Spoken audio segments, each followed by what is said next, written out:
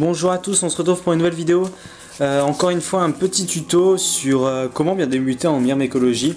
Tout d'abord je vais vous montrer la pochette, enfin une petite sacoche plutôt, que tout bon myrmécologue devrait avoir. Ça vous permet d'avoir tout le matériel quand vous vous baladez dehors à portée de main et pouvoir capturer des rennes lors des phases d'essaimage qui sont là même et qui vont bientôt arriver pour certaines autres espèces. Du coup moi ça c'est ma sacoche que j'utilise assez souvent. Il y a plein de poches partout, ça coûte pas bien cher, hein, ça vous devez en trouver à 15-20 € dans des magasins spécialisés. Franchement c'est des trucs assez basiques. Alors moi qu'est-ce que j'ai dedans? Je vous conseille d'avoir déjà toujours des pochettes, des petites pochettes plastiques. Hop, des petits trucs comme ça.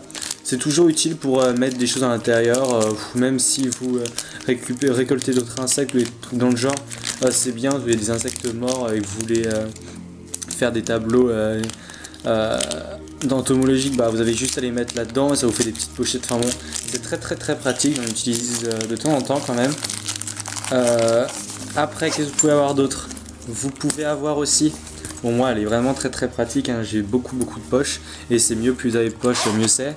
J'ai ici des seringues de toute taille, hein, toujours très utile pour prélever des choses, de l'eau, etc. pour permettre d'humidifier des cotons, etc. J'ai toujours, bon ça c'est un peu moins particulier, mais ça c'est un petit peu moins, vous n'êtes pas obligé de l'avoir.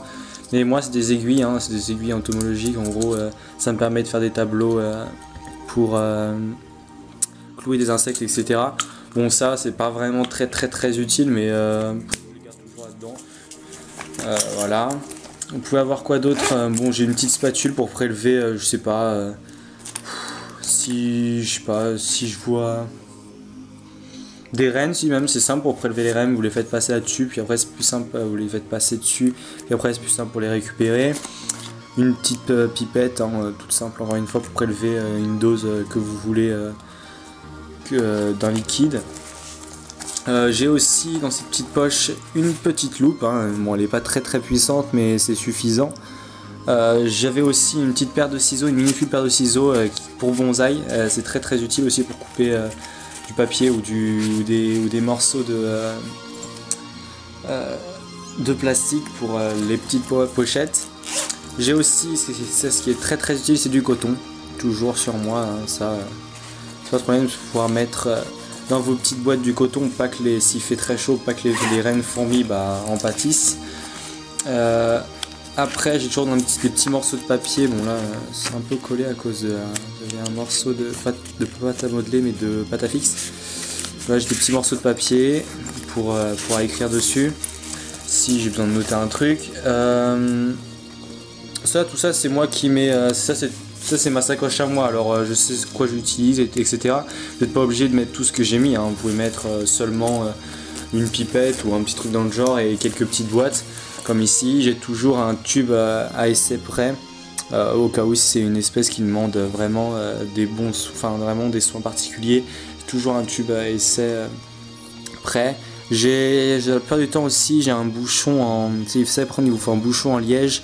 Je mets un bouchon en liège et je remplis ce tube d'eau pour pouvoir prélever avec ma pipette de l'eau et ainsi mouiller un coton et pouvoir le mettre dans la boîte.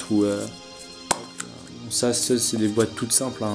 C'est une boîte de Kinder Surprise, hein. Enfin voilà, vous avez juste à mettre s'il y a une reine, vous mettez un petit coton dedans en attendant. Vous pouvez pas les élever dedans, hein. C'est juste pour les entretenir histoire d'une heure maximum. Ça vous permet, bon j'en ai plein d'autres, des boîtes, c'est plus compliqué à ouvrir, voilà, une boîte, vous mettez une pellicule d'appareil photo. Enfin bon, j'en ai vraiment plein. Bon là, elles sont pas toutes, mais c'est déjà un petit panel. Après, vous pouvez avoir aussi, bon là c'est optionnel encore une fois, moi j'avais un petit carnet, parce que j'avais fait une étude de biotope avec un ami, où enfin bon, on mettait tout dedans, etc. Enfin bon, plein de choses. Voilà, après vous pouvez passer à l'étape au-dessus. Bon ça par contre, c'est un peu plus... c'est différent, ça faut avoir le matériel. Hop, après vous pouvez avoir des sacoches un petit peu plus grosses. Bon moi j'utilise une sacoche de caméscope, hein. C'est très utile. Bon c'est ancien et je sais pas si on peut en trouver partout, mais elle est géniale. Bon là c'est le bordel, j'ai rien rangé, mais en gros normalement j'ai plein de plus grosses boîtes. J'ai des livres que je peux mettre ici pour pouvoir répertorier les fourmis que j'ai trouvées. J'ai une autre truc ici, bon ça c'est pour mettre des cages, j'ai un cintre toujours déplié pour pouvoir enlever le coton dans les tubes à essai. Je peux mettre plein de tubes à essai, je peux mettre plein de choses. Bon, j'en avais mis quelques-uns. J'ai des règles, enfin j'ai vraiment, c'est tout un foutoir. Et voilà, du coup c'est très utile. Moi c'est ce que j'utilise en tout cas pour aller chercher les fourmis avec des amis. Du coup ça me permet de récolter pas mal de choses, même pas que des fourmis, hein, mais pour étudier un biotope aussi c'est pas mal. Bon ça c'est plus compliqué à faire. Du coup voilà, c'est ce que je vous conseille de faire, d'avoir toujours peut-être pas ça, mais au moins, hop, si j'en mets là, d'avoir toujours une petite pochette avec vous pour pouvoir élever les fourmis, enfin récolter surtout des reines fourmis.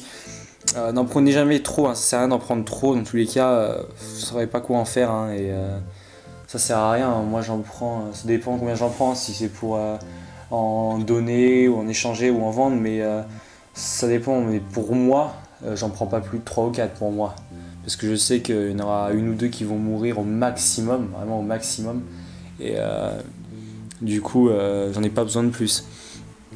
Enfin bon, j'espère que cette petite vidéo vous aura plu. Je vais faire un autre tuto d'ici peu sur comment chauffer ces fourmis. Je ferai plein de petits tutos comme ça pour la myrmécologie. Ça va être le numéro 1, je pense qu'il y en aura 2 ou 3 autres, c'est pas sûr, hein. Mais au moins un autre. Du coup j'espère que ça vous aura plu. Laissez un commentaire si vous avez des questions, n'hésitez pas.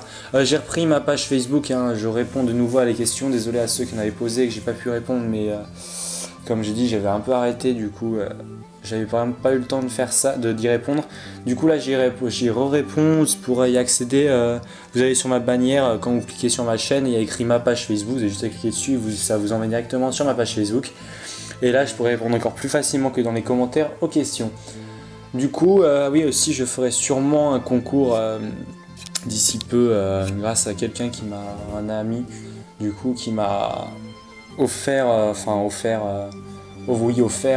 des Messor Barbarus. Du coup comme moi j'en ai déjà eu en élevage, je sais à quoi m'attendre. Du coup je vais peut-être les mettre en concours. Enfin bon, j'espère que tout ça vous aura plu, que ça vous aura aidé pour les prochains essaimages qui ne vont pas tarder. Du coup voilà, laissez un j'aime, laissez un commentaire. Bye à tous.